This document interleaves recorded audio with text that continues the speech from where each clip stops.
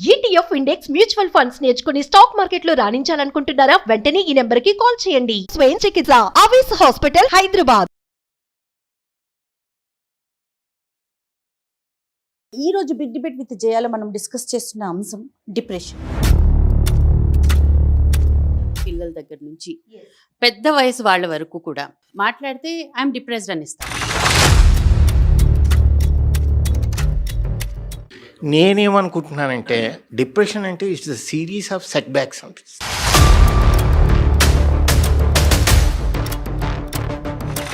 We all human beings, we live in mood swing.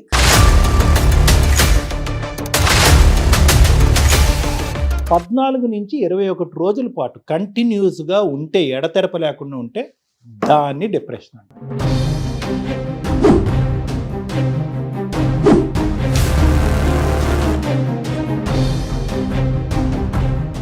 Mukunda jewellers సమర్పించు big debate with జయాకి స్వాగతం. Co sponsored by Avis hospital.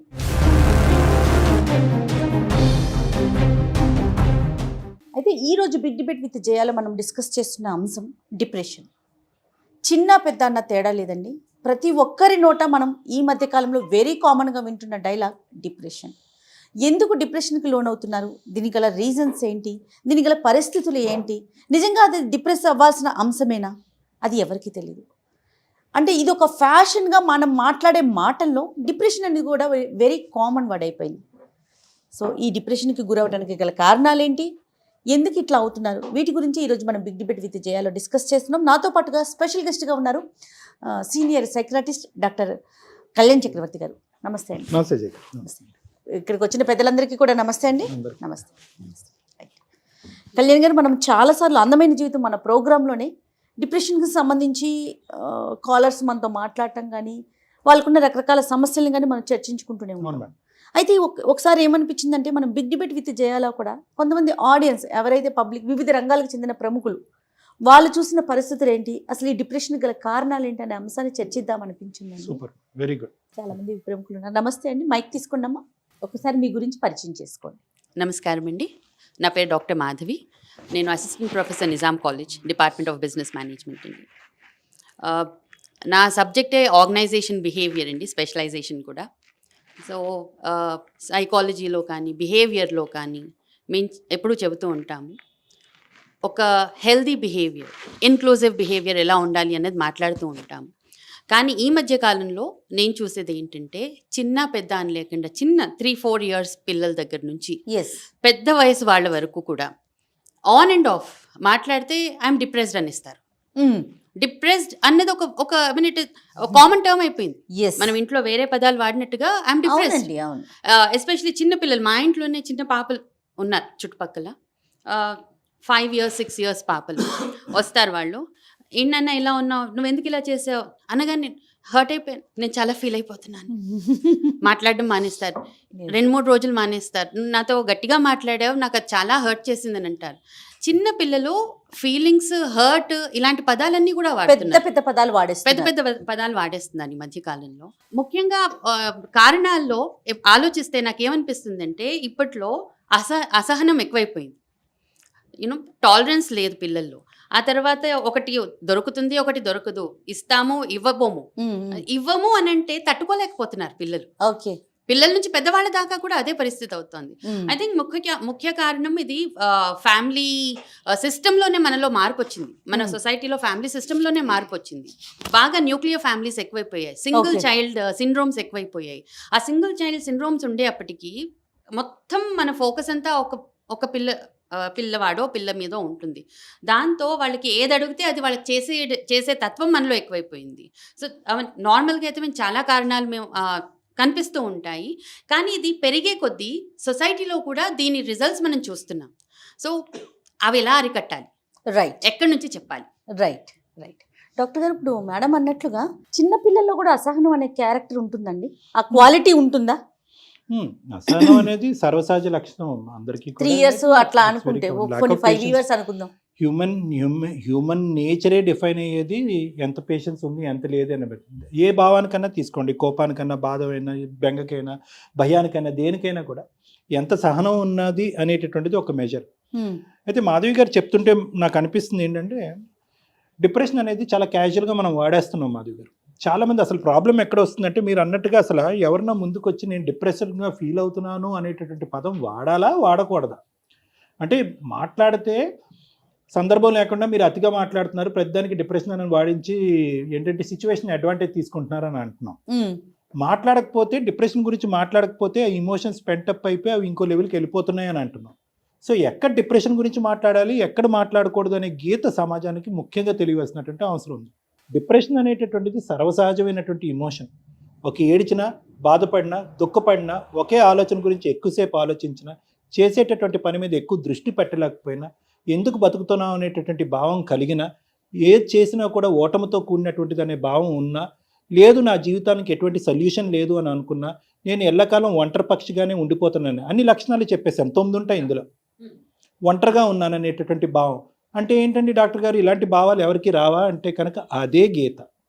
ఎప్పుడైతే కనుక ఇప్పుడు నేను చెప్పినటువంటి లక్షణాలు, ఆలోచనలు దీర్ఘకాలికంగా ఎటువంటి సమయంలో, ఎటువంటి మనుషులలో, ఎటువంటి సందర్భంలో అయినా 14 నుంచి 21 రోజుల పాటు కంటిన్యూస్గా ఉంటే, ఎడతెరప లేకుండా ఉంటే దాన్ని డిప్రెషన్ అండి. అలా కాకుండా సార్ నాకు ఈరోజు అంత సరిగ్గా తినలేదు, మనసు బాగాలేదు, నేను డిప్రెషన్ అంటే అది డిప్రెషన్ కాదు. డిప్రెషన్ అనేది ఒక సైంటిఫిక్ డయాగ్నోసిస్. అలా డిప్రెషన్ అనే పదం మనం ఎడతెరపలు లేకుండా విచ్చలవిడిగా వాడేస్తే ఏమవుతుంది అంటే కనుక అసలు ఇంకా ప్రతి మనిషి డిప్రెషన్లో ఉన్నాడు అంటే బాధపడే ప్రతి మనిషి డిప్రెషన్లో ఉన్నాడు. బాధ అనేటటువంటిది సర్వసహజమైనటువంటి హ్యూమన్ ఇమోషన్. ఓకే, బాధ లేకుండా సుఖం లేదు, సుఖం లేకుండా బాధ లేదు. సో ఈ రెండు మిక్చర్ అనేటటువంటిది అందరికీ ఉంటుంది. బాధని ఎక్కడ గీత గీసిన తర్వాత దాన్ని డిప్రెషన్ అనేటటువంటి పదాన్ని వాడతాం. అది ఎప్పుడు జబ్బు కింద పరిగెడుతుంది. ఒకప్పుడు జబ్బు కింద మారినా కూడా పరిగెట్టుకుని సైకియాట్రిస్ట్ దగ్గర, సైకాలజిస్ట్ దగ్గరికి వెళ్ళిపోవాలా, లేదంటే కుటుంబ సభ్యులతో మాట్లాడాలన్నది ప్రధానంగా ఈ వేదిక ద్వారా ప్రజలందరికీ తెలియవలసినటువంటి ఒక ముఖ్యమైనటువంటి అంశం. సో నేనేంటంటే ఇక్కడ ఇంతమంది ఉన్నారు, పెద్దలు ఉన్నారు, చదువుకో ఒక ఉన్నత స్థాయిలో వివిధ ఉండేటటువంటి రంగాలకి చెందిన వారు అందరూ ఉన్నారు. ఎంత గొప్ప వేదిక అంటే ఇది. ఇప్పుడు ఒక్కొక్కరు ఒక విధానంగా డిఫైన్ చేయండి. అప్పుడు ఏమవుతుందంటే చూసేటటువంటి ప్రేక్షకులు మీలో ఒక్కొక్కరితో రిలేట్ అవుతారన్నమాట. అరే వాళ్ళు చెప్పింది నా జీవితంలో జరిగిందని. సో ప్రధానంగా మనకు కావాల్సిన ఏంటంటే డిప్రెషన్ అనే డెఫినేషన్ కావాలి మేడం. తద్వారా మనం ఏంటంటే మిగతావన్నీ కూడా డిఫైన్ చేయడం ఈజీ అవుతుంది. రైట్, డెఫినేషన్ మీరు ఎట్లయినా ఇచ్చేసారు ఆల్రెడీ మాకు. రైట్, గురువు గారు నమస్తే అండి, మైక్ తీసుకోండి. నమస్తే సార్. నమస్తే. నమస్తే to the entire people. Thank you. I'm Krishna from Indian Overseas Bank retired manager. I'm also MSc psychology student. Very nice, thank you for coming. నేనేమనుకుంటున్నానంటే డిప్రెషన్ అంటే it's the series of setbacks అనిపిస్తుంది. Series of setbacks. అంటే failures. Yes. మన పాత కథల్లో తీసుకుంటే సత్యహరిశ్చంద్రుడు, నలమహారాజు కొన్ని ఇబ్బందులు పడ్డారు జీవితంలో. కానీ వాళ్ళు మళ్ళీ తట్టుకొని ఏదో బయటకు వచ్చారు, అందులోంచి బయటకు వచ్చారు, కాస్త సుఖాంతం అయిపోయింది వాళ్ళ జీవితం. కానీ ఇప్పటి మనుషుల్లో సుఖాంతం అవ్వాలంటే అలాంటి సూపర్ న్యాచురల్ అంతే కదా పవర్స్ లేవు. దీనికి మీరు ఏవైనా బిహేవియర్ చేంజెస్, మోడిఫికేషన్స్, అడాప్టేషన్స్ ఏమైనా చెప్తారు? Very nice sir. ఎందుకు అడిగానంటే I myself is an example. I passed my graduation in 1972. Right sir. Up to 76, I could not get a job, a secured job. I was in depression, as a matter of fact, because there is a lot of series of setbacks or failures. After that, I recouped, but now and then it comes. It comes and goes. It comes into my mind and goes. నాకు నేనే ధైర్యం చెప్పుకున్నా సరే, self confidence develop చేసుకున్నా సరే, once in a way it comes in to my mind. Then how can I go out of this situation? This is my question. And this is my dilemma also. చాలా కష్టమైనటువంటి ప్రశ్న చాలా సులభంగా అడిగారు మీరు. అంటే ఎందుకంటే కనుక సార్ ఈ సెట్ బ్యాక్ అనే దగ్గరే ఈ సమస్య అంతా ఉంది. ఇప్పుడు వాడు క్వార్టర్ ఫైనల్ ఎగ్జామ్లో ఫెయిల్ అవుతే సెట్ బ్యాకా, ఫైనల్ ఎగ్జామ్లో ఫెయిల్ అవుతే సెట్ బ్యాకా? అంటే సెట్ బ్యాక్ అనేటటువంటిది ఇండివిజువల్గా మనం విడివిడిగా డిఫైన్ చేసుకుంటాం. వాడెవడో వచ్చి ఒక పెళ్లి విడిపోయిన తర్వాత ఇంకో పెళ్లి చేసుకుంటాడు, వాడు ఎక్కడ సెట్ బ్యాక్ అనుకోవట్లేదు, ఈ జీవిత ప్రవాహం అని అనుకుంటున్నాడు. ఇంకొక వ్యక్తి అయితే కనుక వాళ్ళు పిల్లం వచ్చి ఎదురుగుంట భార్య వచ్చి ఎదురుగుంట కూర్చుని డివోర్స్ అని పదే అనేటప్పటికి నా జీవితంలో సెట్ బ్యాక్ అయిపోయింది సార్ అంటాడు. అంటే ఈ సెట్ బ్యాక్ అనేటటువంటిది కూడా చాలా జాగ్రత్తగా that is individual perspective and personality అనమాట, వ్యక్తిత్వం. ఎవరికి ఏ లెవెల్ సెట్ బ్యాక్ అనేది అది నెంబర్ 1. నెంబర్ 2 ఏంటంటే చాలామంది అనుకుంటూ ఉంటారు, నేను నా మటుకి నేను కోప్ అవుతున్నాను, నేను ఫైట్ బ్యాక్ చేస్తున్నాను. ప్రపంచంలో ఇండియా పాకిస్తాన్తో యుద్ధం చేయడం చాలా ఈజీ అండి, మన ఆలోచనతో యుద్ధం చేసేదానికంటే. ఎందుకంటే ఆలోచన ఈజ్ ఫాస్టర్ దెన్ లైట్. ఒక ఆలోచన నేను కంట్రోల్ చేస్తాను అనుకునే లోపలికి ఇంకో ఆలోచనకి వెళ్ళిపోతూ ఉంటుంది. సో కాబట్టి ఏంటంటే నేను చెప్పేది ప్రధానంగా కోపింగ్ చేసుకోవటం అనేటటువంటిది కూడా ఎక్కడో ఒక చోట లిమిట్ చేసుకోవటం అనేది కూడా ఇంపార్టెంట్. అది ఎంత యుద్ధం చేస్తారు, let us seek some professional help. ఎవరొకరి దగ్గరికి వెళ్ళి ఒక సలహా సూచన తీసుకుందాం, లేదంటే ఒక ట్యాబ్లెట్ వేసుకుందాం. ఇది నెంబర్. 3వ అంశం మీరు చెప్పిన దాంట్లో కొన్ని బిహేవియరల్ టెక్నిక్స్ చెప్పండి డాక్టర్ గారు, దెబ్బకి దొంగల ముఠ అన్నట్టు తగ్గిపోతాయి. బహుశా అది అంత సులభం కాదు.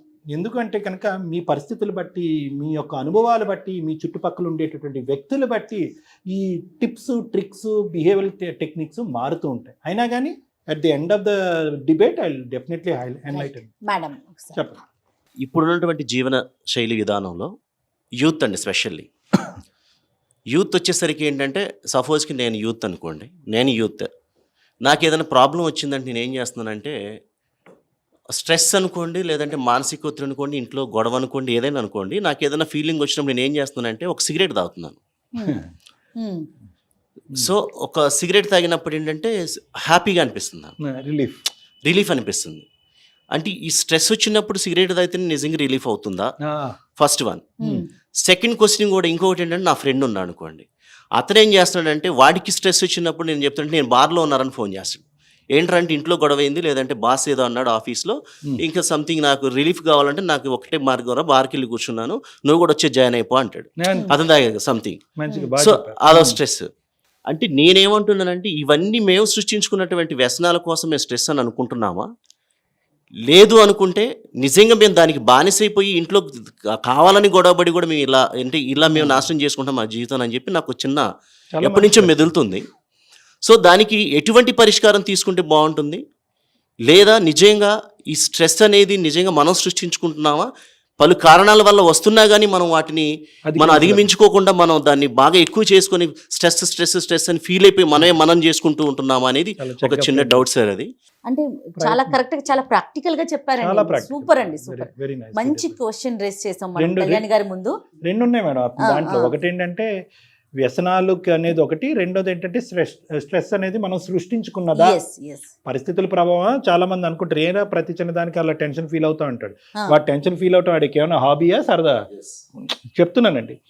సో ఈ వ్యసనం అనేటటువంటిది, ఒక వ్యక్తి వెళ్ళి నేను స్ట్రెస్గా ఉన్నాను, సిగరెట్ తాగుతున్నానని అన్నాడు. బాబు నువ్వు సిగరెట్ తాగొద్దు, నువ్వు ఎప్పటి నుంచో కోరుకున్న గిఫ్ట్ ఇదిగో అని నేను ఇచ్చాను అనుకోండి, వాడికి సిగరెట్ తాగినంత రిలీఫే వస్తుంది. అంటే సింపుల్గానే. అంటే ఇక్కడ ఏంటంటే ఆ బాధలో ఆ 5-హైడ్రాక్సిట్రిప్టమిన్ అనేటటువంటి ఒక కెమికల్ అనేటటువంటిది ఒక సంతోషానికి బాధకి అదే కారణం అనమాట. దాన్నే ఫీర్ హార్మోన్స్ అనేటటువంటిది ఉంటాయి. చీమల మంది ఉంటుందండి, లైన్గా వెళ్తూ ఉంటాయి, మోసుకుంటూ అలా కష్టపడుతుంది. ఏంట్రా చీమలా కష్టపడుతున్నావు అని అంటూ ఉంటుంది. అది చలికాలం లేదు, ఎండాకాలం లేదు, అది నడుస్తూనే ఉంటుంది. దానికి ఏంటంటే నడిచి ఆ చివరికి వెళ్ళేటప్పటికి ఆ తిండి గింజని అక్కడ పెట్టి కొద్దిగా తిని వెనక్కి వస్తుందంట చీమ. అంటే దానికి ఏంటి, ఆ అలసట అంతటికి ఆ చిన్నపాటి తిన్న తర్వాత దాన్ని మళ్ళీ శక్తి పెరిగిపోయి మళ్ళీ వెనక్కి వచ్చి మళ్ళీ క్యూ కట్టి మళ్ళీ వెళ్తూ ఉంటుంది. ఈ చీమల్లోంచి అధ్యయనం చేసినప్పుడు ఏంటంటే వాటిల్లో బ్రెయిన్లో ఉత్పత్తి అయ్యేటటువంటి హార్మోన్ పేరు ఫీర్ హార్మోన్స్ అంటూ ఉంటారు అనమాట. అంటే సంతోషం. మీకు సిగరెట్ స్మోక్ చేసినా, నేను మీకు గిఫ్ట్ ఇచ్చినా, మీ బ్రెయిన్లో ఉత్పత్తి అయ్యే కెమికల్ అదే అనమాట. ఓకే. సో ఇదేంటంటే ఒత్తిడి ఉండేటటువంటి మనిషి ఆ ఒత్తిడిలోంచి బయటపడటానికి, ఏ మనిషి కూడా ఒత్తిడిలో ఉండాలి అని అనుకోడు, ఒత్తిడిలోంచి బయటపడాలి అని అనుకుంటాడు, చాలా తొందరగా బయటపడాలి అని అనుకుంటాడు. దురదృష్టం ఏంటంటే తొందరగా సంతృప్తినిచ్చి ఒత్తిడిలో బయటకు వేసేటటువంటి వ్యసనాల్లో దురదృష్టకరమైనటువంటి వ్యసనాలే ఎక్కువ ఉన్నాయి అనమాట. అదే కానీ సార్ నాకు అలా టెన్షన్ అనిపించినప్పుడు నా ఫ్రెండ్తో వెళ్ళి బ్యాడ్మింటన్ ఆడతాను, లేదంటే క్రికెట్ ఆడతాను, లేదంటే ఒక మంచి మ్యూజిక్ ఫ్లూట్ వాయిస్తాను అనేటటువంటిది ఉంటే కనుక ఈ రోజుల్లో వ్యసనాలు ఉండవు. తవ్వి తీస్తే అమ్మ సిగరెట్లు మద్యపానానికి బానిస అయ్యేటటువంటి వాళ్ళలో తవ్వి తీస్తే కనుక 95% మంది ఏదో ఒక ఒత్తిడిలో కానీ స్ట్రెస్లో కానీ ఉంటారు. 5 to 10% మంది రిలాక్సేషన్, ఎంటర్టైన్మెంట్ పర్పస్ గురించి మొదలుపెట్టి బానిసలు అవుతారు. దానివల్ల చాలా జీవితాలు నాశనం అయిపోతున్నాయి డాక్టర్ గారు. అవునండి. సో ఎందుకంటే నేను దగ్గర నుండి కొన్ని జీవితాలు చూస్తూ ఉంటాను, నా ఫ్రెండ్స్కి కానివ్వండి నేను కానీ. కానీ నేను చెప్పాను నాకు అలవాట్లు ఉన్నాయని చెప్పి, కానీ నాకు ఏ అలవాట్లు లేవండి. సంతోషం. మీ దగ్గర నుంచి నేను తెలుసుకోవడం కోసం నేను ఈ అలవాట్లు ఉన్నాయని నాకు నేను చెప్పుకుంటున్నాను. అర్థమైంది. Right. అప్పుడప్పుడు ఇది ఏదో ఎంజాయ్ చేస్తాం కాబట్టి ఎంజాయ్ చేయడం కూడా తప్పని నేను భావిస్తాను. అంతేకాకుండా ఇంకొక క్వశ్చన్ మీ ద్వారా మీరు వచ్చారు కాబట్టి నేను అడగాలనుకుంటున్నానండి. ఇవాళ పిల్లలండి, నా బాబే ఉన్నాడండి 5th క్లాస్, అంటే 10 years 5th క్లాస్ బాబు. వాడికి మేము ఏమంటాం అంటే ట్యూషన్, స్కూలు, మార్నింగ్ నుంచి వాడు లేచిన దగ్గర నుంచి ఉదయం, ఇప్పుడు చలికాలం అండి సపోజ్కి, వాడిని 5 గంటలకు 6 గంటలకు అంటే లేవడు. కరెక్ట్గా స్కూల్ టైంకి మనం 7:30కో 8 o'clockకి స్కూల్కి వెళ్ళాలి. 7:30కి లేచిపోతాడు వీడు. 7:30కి లేస్తాడు. 7:30కి లేచి ఏం బ్రష్ చేస్తాడో తెలియదు, వాళ్ళ అమ్మ ఏం చేసి పెట్టి తెలియదు. వాళ్ళ అమ్మగారు కూడా ఆ టైంకే లేస్తారు ఈ చలి వల్ల.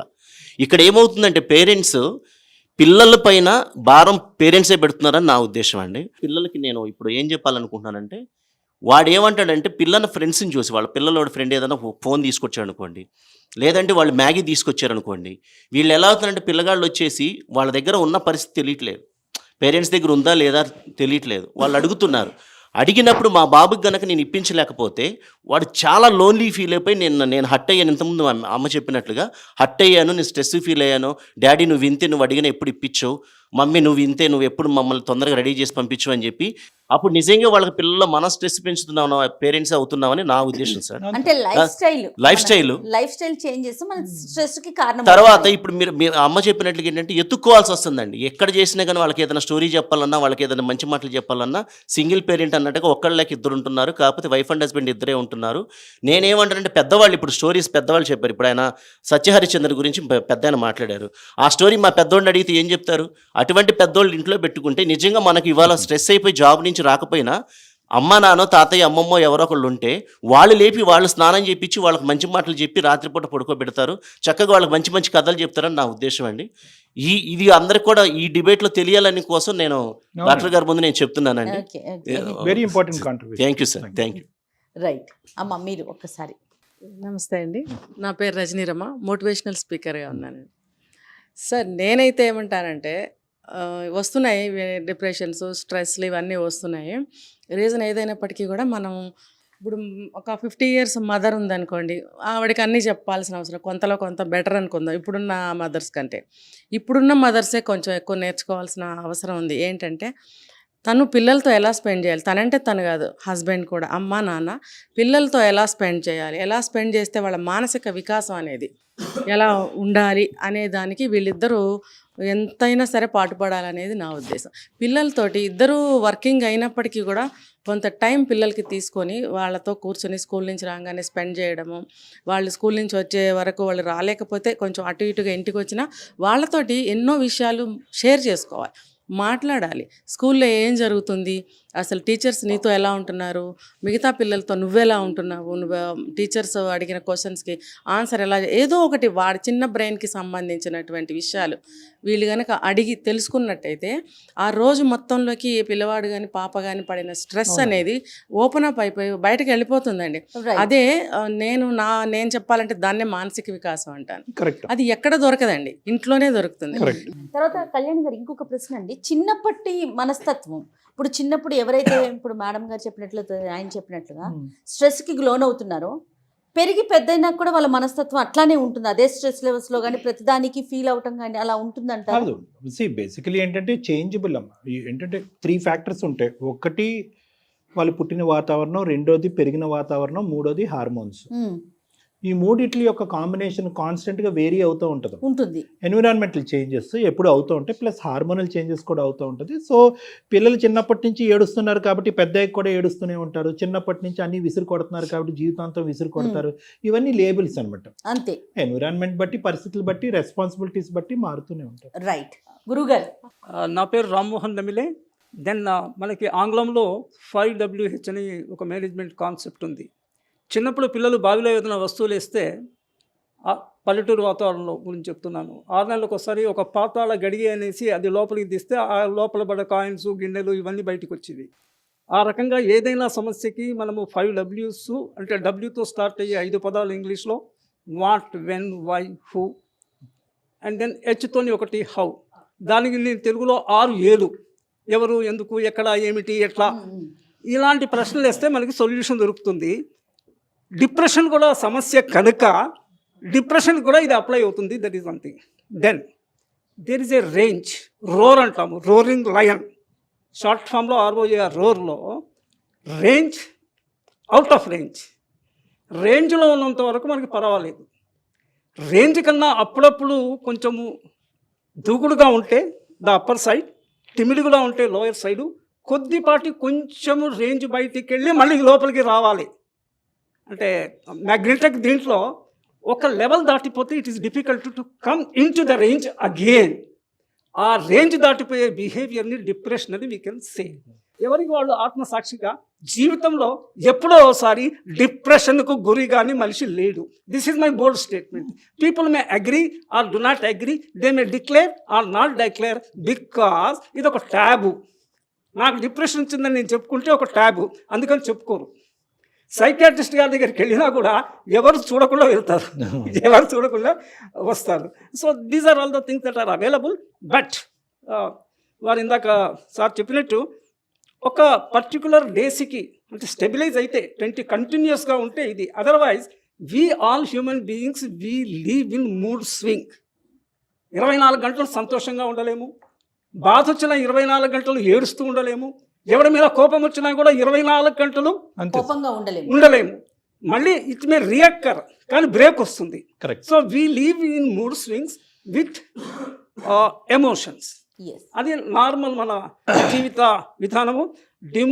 డివోషన్కి మనము కృంగిపో అక్కర్లేదు. కానీ అది కనుక పెరిగితే, ఈ అంటే డిస్ట్రెస్ ఇది పెరిగితే కనుక అది సుసైడల్ టెండెన్సీకి దారితీసే అవకాశం ఉంటుంది. ఇందాక సార్ చెప్పినట్టు హార్మోన్స్, మనము పుట్టి పెరిగిన వాతావరణము, మన నైబర్హుడ్, ఇవన్నీ కూడా మనం పెరుగుతున్న క్రమంలో మనల్ని ఇన్ఫ్లుయెన్స్ చేస్తాయి. మన ట్రెడిషనల్ వీలో కూడా ప్రతి 10-12 ఇయర్స్కి గ్రహ దశ మనిషికి మారుతుందనేసి, అంటే some 10-12 years we be not good అయితే మూడ్ వైజ్. నెక్స్ట్ జీవితం అంతా అలా ఉంటుందని అనుకోవడం లేదు. గుడ్ డేస్ విల్ అగైన్ వస్తాయి, బ్యాడ్ డేస్ ఉంటాయి, గుడ్ డేస్ కాంబినేషన్లో. మనకు ఒక గ్లేరింగ్ ఎగ్జాంపుల్ అంటే అందరికీ తెలిసేటట్టు చెప్పాలంటే, రంగనాథ్ అనేసి సినిమా యాక్టర్ చాలామందికి తెలుసు. ఆయన వైఫ్ చనిపోయింది. ఆయన వైఫ్ చనిపోకముందు she was suffering and this man took care of her physically and చాలా కేర్ తీసుకున్నాడు. But even then she died. ఆ తర్వాత ఆయన అంత మెచ్యూర్డ్ ఏజ్లో కూడా హీ కమిటెడ్ ఎ సూసైడ్. అయితే ఇది చాలా విస్తృతమైన ప్రశ్న. నా జీవితాన్ని నేను తుదముట్టించుకునే అధికారము నాకు ఉందా లేదా? గతంలో కొంచెం మార్పు చేశారు గవర్నమెంట్ జీవోస్లో, రూల్స్లో. ఇంతకుముందు ఆత్మహత్య నేరము, ఇప్పుడు I think it is not so. Mercy killing ఉంది, that's a different question. But ultimately the thing is that natural death is always preferable. జీవితము క్షణభంగురము, it's not eternal, it is not even permanent, it is a long temporary అనేటువంటి స్పృహలో మనం ఉంటే కనుక మనకి ఇబ్బందులు అనేటువంటివి రావు. This is the another thing. So depression గురించి మనం బాధపడక్కర్లేదు. ఫ్యామిలీలో ఎవరికైనా డిప్రెషన్ వస్తే వాళ్ళల్లో కొంచెం physical mental changes family members గమనిస్తారు. ఆ గమనించినప్పుడు మిగిలిన వాళ్ళు కొంత we need to be more కన్సిడరేట్గా అతనితో ఉండి ఆ ఫేజ్లోంచి అతనికి బయటికి లాగాల్సిన we have to pull them and he should also the patient also should cooperate most of the time. అయితే ఇంకోటి కూడా ఉందమ్మా, ఆ డిప్రెషన్లోంచి వాళ్ళే దే కెన్ కమ్ అవుట్. అలా కొంచెం ఓపిక నేను చెప్పేది ఏంటంటే, అలా గమనించే పరిస్థితులే తగ్గిపోయాయి. అవును, ఇంట్లో సదస్సులే ఒకళ్ళ పరిస్థితులు గమనించుకునే స్టేజ్ లో లేరు. అందరిది హెక్టిక్ షెడ్యూల్, అందరూ వర్క్ వెళ్ళేసి వస్తారు. ఇప్పుడు ఇంతకు ముందు మేడం చెప్పినట్టు actually it is parents who have to SIT and who have to take care of the child. వాళ్ళతో కాసేపు స్పెండ్ చేయడం, మాట్లాడడం. కానీ ఏం చూస్తామంటే ఎర్లీ అవర్స్ లో వెళ్ళిపోవడం, లేట్ గా రావడం, లేకపోతే డిఫరెంట్ షెడ్యూల్స్, ఒక్కొక్కళ్ళ షెడ్యూల్ ఒక్కొక్కటి. సో ఒకళ్ళు వస్తూ ఉంటారు, ఒకళ్ళు వెళ్ళిపోతూ ఉంటారు. సో కూర్చొని మాట్లాడే టైం ఇది. అండ్ డే లాంగ్ వర్క్ చేసి వచ్చిన తర్వాత మనం చూసుకోవడానికి నెక్స్ట్ డే మార్నింగ్ కి మళ్ళీ ఏర్పాట్లలో ఉండిపోతాం. అక్కడ కాసేపు టైం స్పెండ్ చేద్దాము అంటే ఒకటి చెప్పగానే పిల్లలు రారు. ఉమ్. వాళ్ళని బుజ్జగించి కూర్చోబెట్టేప్పటికి ఎన్ని గంటలు పోతుందంటే తర్వాత మనకి రోజు అయిపోతుంది. మంచి నువ్వు point వస్తారా చెప్పారమ్మా. లేకపోతే లేదంటారు, మంచి వేరే point పని చెప్పారా? చూసుకుంటారు. అందుకని మన కనీస కర్తవ్యాలను కూడా unfortunately we have outsourced. Exactly. Why we are sending to So psychiatrist, we are unable what do we do in such a case? What do we do?